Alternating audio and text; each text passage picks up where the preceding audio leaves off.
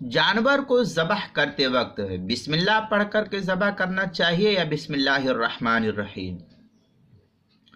چنانچہ اس سلسلے میں فقہا یہ لکھتے ہیں کہ اللہ پاک کے جس نام سے ذبح کرے ذبیحہ درست ہے، لیکن بسم اللہ الرحمن الرحیم کہنے سے ذبیحہ بھی درست ہو جاتا ہے اور کھانا بھی جائز ہے۔ تاہم مستحب اور افضل طریقہ یہ ہے کہ بسم اللہ الرحمن الرحیم کہنے کے بجائے یہ جملہ استعمال کرے، بسم اللہ اللہ اکبر۔ قرآن مقدس کے اندر ہے فَكُلُوا مِمَّا ذُكِرَ اسْمُ اللَّهِ عَلَيْهِ إِن كُنتُم بِآيَاتِهِ مُؤْمِنِينَ۔ یہ سورہ انعام کی آیت ہے، آیت نمبر 118، 8واں پارہ۔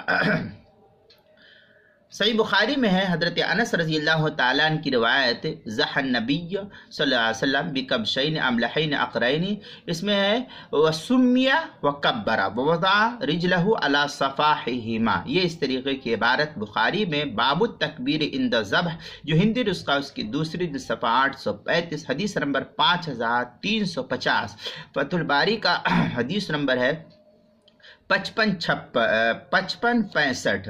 صحیح مسلم باب استحباب استحسان التضحیہ، یہ ہندی نسخہ اس کی دوسری صفحہ 155، بیت الافکار الدولیہ کا چھپا ہوا نسخہ اس کی حدیث نمبر 1966 ہے۔ شامی میں ہے والشرط فی التسمیۃ هو الذکر الخالص بأی اسم کان مقرونا بصفت کاللہ اللہ اکبر۔ شامی کتاب الذبائح، زکریا بک ڈپو دیوبند کا ہندی نسخہ اس کی 90 جلد صفحہ 437، کراچی کا چھپا ہوا نسخہ اس کی 6 جلد 301 صفحے پر۔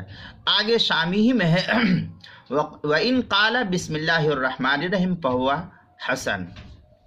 شامی 90 جلد 438 صفحے پر ہے۔ کراچی کا جو چھپا ہوا نسخہ اس کی 6 جلد 302 صفحے پر۔ فتاوی قاسمیہ اس کی 22ویں جلد صفحہ 113 اور 114 پر بھی نقل کیا گیا ہے۔